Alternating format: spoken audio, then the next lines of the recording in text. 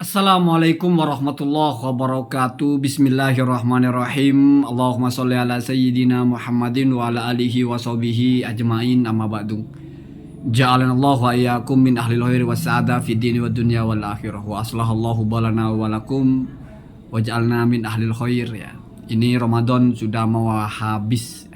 Sudah tinggal beberapa hari lagi kita akan memasuki hari raya Idul Fitri. Semoga Allah jadikan puasa kita menjadi penebus dari dosa-dosa kita, menjadi tarbiyah dan tadribah agar kita menjadi orang yang lebih baik nanti. Amin, Allahumma amin. Karena tidak ada yang bisa memastikan kita bisa memasuki Ramadan yang akan datang. Kemudian ada sebagian orang yang bertanya kepada saya, kenapa konten saya akhir-akhir ini kok isinya itu roasting saja, tidak lagi bicara serius, menjelaskan isi kitab dan sebagainya, tetapi cuma lebih kepada di tatanan logika, menjelaskan bagaimana tentang Ki Haji Imaduddin ketika berkaitan dengan Mufti Yaman dan sebagainya. Kenapa tidak lagi masuk kepada pembahasan tentang nasabah Alawi? Saya jawabnya begini ya. Di dalam ilmu balaghah itu ada berita atau kalam kita, yang kalam khobar, kalam yang isinya memberitahu, itu ada kalanya memang tidak sesuai dengan keadaan asli dari mukhotobnya atau dari yang mendengar. Maksudnya tidak sesuai dengan keadaan aslinya itu begini. Biasanya kalam itu atau ucapan kita itu kalau menghadapi seseorang yang kita ajak bicara itu kan setidaknya ada tiga keadaannya. Yang pertama adalah kholiyuddihni, yaitu orang yang tidak tahu apa-apa.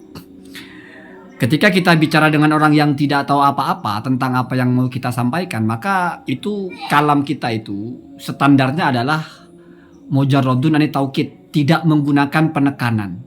Seperti misalnya ada orang yang baru ketemu dengan kamu, dia tidak tahu sama sekali tentang kamu, lalu kamu kasih tahu nama saya Maman.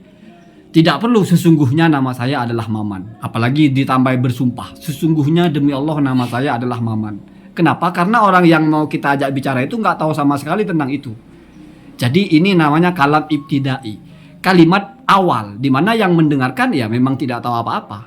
Dan lazimnya orang tidak tahu apa-apa itu tidak akan membantah, sehingga kalimatnya itu cukup. Ini mestinya orang-orang yang tidak mengerti masalah nasab itu, ketika ada orang menjelaskan tentang nasab tidak boleh membantah karena dia tidak tahu.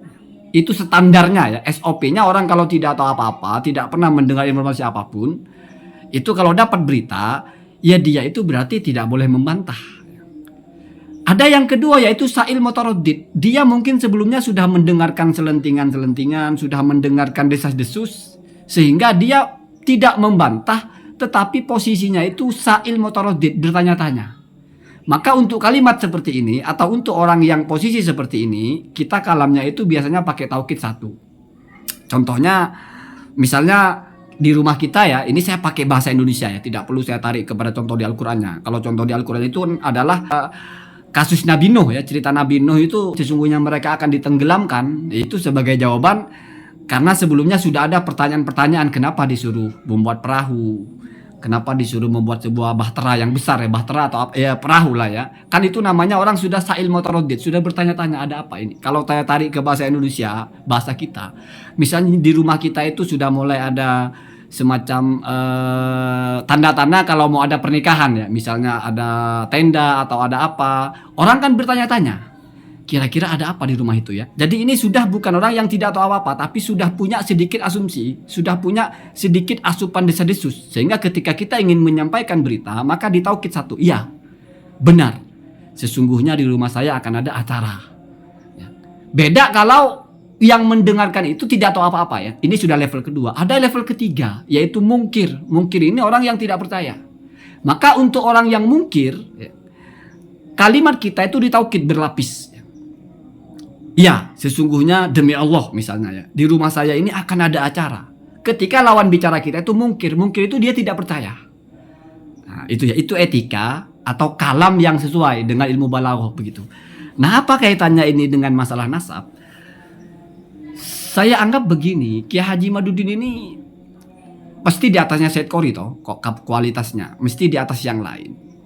mesti lebih menguasai masalah ini daripada ya mungkin Hatta dengan Gus Jazuli juga mungkin lebih tinggi, apalagi dengan Gus Hasan, apalagi dengan yang lain ya.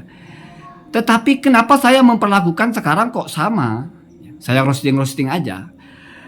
Karena terkadang, nah ini pentingnya ya, berita itu diucapkan tidak sesuai dengan keadaannya. Ya, tidak sesuai dengan keadaannya ini setidaknya ada dua poin ya. Yang pertama, ja'lu ghairil mungkir kal mungkir. Jadi terbalik. Sebenarnya yang mendengarkan ini tidak ingkar, tapi kita anggap dia ingkar. Sehingga bahasa yang kita sampaikan kepada dia mestinya disampaikan kepada orang yang ingkar, walaupun dia tidak ingkar. Ini bahasa dipakai oleh Al-Quran. Contohnya ketika Al-Quran menjelaskan bahwa orang-orang itu akan mati, summa innakum ba'da dzalika lamayitun. Sesungguhnya kalian setelah itu ada berapa taukid? Innakum ya, lamayitun, akan mati. Padahal siapa di dunia ini yang tidak percaya kalau orang akan mati? Tidak perlu Islam, Pak. Semua orang asal waras sudah percaya akan mati. Tapi kenapa narasi Al-Quran memposisikan orang itu tidak percaya dengan kematian? Kenapa orang yang tidak ingkar ya diposisikan seolah-olah orang ingkar? Tidak ingkar itu maksudnya sudah percaya akan mati. Tapi kenapa Al-Quran itu hitopnya atau narasinya seolah-olah cocoknya untuk yang ingkar? Padahal yang mendengarkan itu tidak ada, Pak, yang menolak akan mati. Ini latar belakangnya adalah karena nampaknya tanda-tanda keingkaran. Liduhuri alamatil ingkari fihim. Karena mereka walaupun memang tidak ingkar, tetapi dari perilakunya, ciri-cirinya itu seperti orang ingkar. Contohnya apa? Kamu sudah tahu akan mati, tapi kok nggak ada persiapannya. Kamu sudah tahu akan mati, tapi kok nggak tobat-tobat? Bukankah kamu kalau sudah mati itu sudah stop kamu berbuat baik, tidak bisa lagi? Kenapa selama hidup ini kamu nggak persiapkan? Kalau begitu seolah-olah kamu itu nggak percaya akan mati. Maka saya sampaikan hitop yang dimana seolah-olah kamu ingkar dengan kematian itu, padahal kamu tidak ingkar. Nah, kenapa saya perlakuan Kiai Haji Madudin dengan saya merosting seolah-olah ini bukan orang alim, seolah-olah ini hanya YouTuber saja? Ya karena ciri-cirinya kok sama gitu loh. Ngeyel-ngeyelnya gitu loh. Sudah tahu salah, masih saya nggak salah, saya kan cuma menukil. Tiba-tiba dirubah situsnya. Terus pembicaranya kadang bertolak belakang. Sayyid Alwi Al-Maliki itu Sayyid yang asli. Sebelumnya bicara, apa itu Sayyid yang asli? Yang terverifikasi nama datu-datunya dalam kitab-kitab nasab. Tapi Sayyid Alwi Al-Maliki ini kalau dicari nasabnya nggak akan ketemu. Ini pembicaraan apa? Berani sekali Anda bilang kalau dicari nasabnya Sayyid Alwi Al-Maliki itu nggak akan ketemu. Kalau nggak akan ketemu kok bisa Anda bilang asli? Karena nggak pernah ngaku-ngaku. Dari mana ada teori kalau nggak ngaku-ngaku walaupun nasabnya nggak ketemu ya itu asli? Dari mana teori itu? Walaupun Anda alim, tapi kalau sikapnya seperti ini, ya, doharofika, ya, doharofika alamatul jahli. Di situ ada tanda-tanda orang bodoh. Maka saya perlakukan seperti itu. Jadi keluar dari semestinya. Ya. Sudah dijelaskan giliran kitab ulama, saya nggak percaya itu. Itu palsu itu. Giliran baca situs ditelan mentah-mentah. Ini bukan perilaku orang alim. Walaupun Anda alim, tapi perilaku Anda ini mencerminkan bukan orang alim. Maka saya sikapi sebagaimana ciri-ciri yang nampak. Kalau ditarik kepada itu, Anda bukan orang yang ingkar dengan kematian. Tetapi sikap Anda menunjukkan seolah-olah Anda tidak akan mati. Maka saya sampaikan kalimat Anda akan mati itu dengan penekanan. Begitu ya. Artinya Anda ini orang alim. Ngerti kitab. Tapi sikapnya kok seperti orang yang tidak alim. Maka saya sikapi Anda sebagaimana orang tidak alim. Sesuai dengan ciri-ciri yang nampak. Jadi ja'lul alim kaghairil alim. Ja'lul mungkir kaghairil mungkir ya. Terbalik ya. Ja'lu ghairil mungkir kal mungkir ya. Ghairil mungkirnya itu alim lah. Ja'lul alim kaghairil alim. Dibalik keadaannya ya. Ada yang kebalikan juga dari itu. Yaitu ja'lul mungkir kaghairil mungkir. Menjadikan orang yang sebetulnya ingkar, tetapi kita perlakukan dia seolah-olah sudah nerima atau tidak ingkar. Nah, ini masalah tauhid. Saya tidak perlu baca-baca kitab, kan konsisten ya. Cuma menanggapi masalah isu nasab ini sudah nggak perlu baca kitab. Dalam Al-Quran itu bisa diperiksa. Sangat jarang sekali, bahkan kalau tidak salah, mungkin saya salah, hanya ada satu firman Allah atau ayat dalam Al-Quran itu yang bentuknya ada taukidnya ketika bicara tentang keesaan Tuhan. Biasanya itu Ilahukum ilahu wahid. Sudah. Tuhan kalian adalah Tuhan yang satu. Qul huwallahu ahad. Allah itu satu. Nggak pakai innah, nggak pakai taukid macam-macam gitu ya. Seolah-olah tidak ada yang mengingkari keesaan Tuhan. Padahal orang musyrik itu ada. Musyrik itu kebalikan dari muwahhid. Muwahhid itu yang mengesahkan Tuhan. Musyrik yang ta'addud. Tuhannya itu bahasanya berbilangan, tidak satu.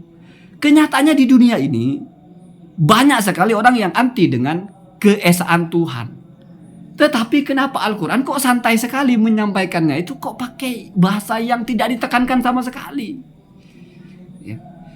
Alasannya adalah karena seandainya mereka menggunakan akalnya dengan benar, pasti mereka tidak akan mengingkari ini. Artinya apa? Kamu ingkar karena kamu bermasalah. Saya ingin anggap kamu itu, keingkaran kamu itu nggak masuk akal. Maka tetap saya anggap kamu tidak ingkar. Maka tetap saya narasikan Tuhanmu ya satu. Sama dengan begini. Di sebuah kampung ada orang yang sudah masyhur paling kaya. Terus ada orang nggak terlalu sengklek, nggak terlalu waras. Dia nantang, itu kayaknya itu bukan orang paling kaya. Itu orang paling kaya di mana sih? Itu orang paling miskin kok. Ya kita santai, tidak perlu kita tekan-tekankan. Enggak kok dia paling kaya, nggak perlu. Toh kamu aja bermasalah. Ya kita bilang aja enggak kok dia orang paling kaya di sini. Ketika dia semakin dia tidak percaya, kita santai saja. Kenapa? Karena kamu tidak percaya. Kamu ingkar karena kamu bermasalah. Tidak berpijak kepada pemikiran yang normal, sehingga saya menyikapi kamu ya tidak perlu saya ikut ritme kamu. Kamu tidak waras, ngapain saya ikut-ikutan tidak waras? Ini sudah kebenaran yang diterima semua orang, kamu aja nolak karena kamu ada masalah dalam diri kamu, sehingga saya menyikapinya ya sudah, anggap saja kamu ya karena ada masalah. Begitu juga masalah nasab Ba'alawi, tidak perlu lagi Pak dikokoh-kokohkan nasab Ba'alawi itu sahih, tidak perlu. Kenapa? Karena yang mengingkari ini kalau dia mikir dia akan terima. Itu logika Pak dalam berbahasa. Jadi kalau saya tidak perlu lagi mendalilkan bagaimana sahihnya Ba'alawi. Dari awal saya sudah bilang, ngapain kita berdebat tentang sah tidak sahnya Ba'alawi. Ngapain kita berargumentasi Ba'alawi sahih. Tidak perlu. Tidak perlu ditekankan, tidak perlu ditaukidkan. Kenapa? Karena kalau kamu berpikir normal, kalau kamu mengetahui dengan benar, mesti kamu sudah nerima.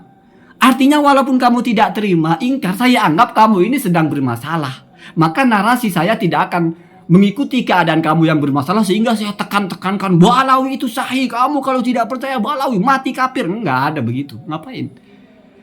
Bahkan untuk berdebat pun, kalau apakah Ba'alawi sah tidak perlu. Kalaupun mau ada berdebat, tesis kamu itu apa pondasinya, itu saja.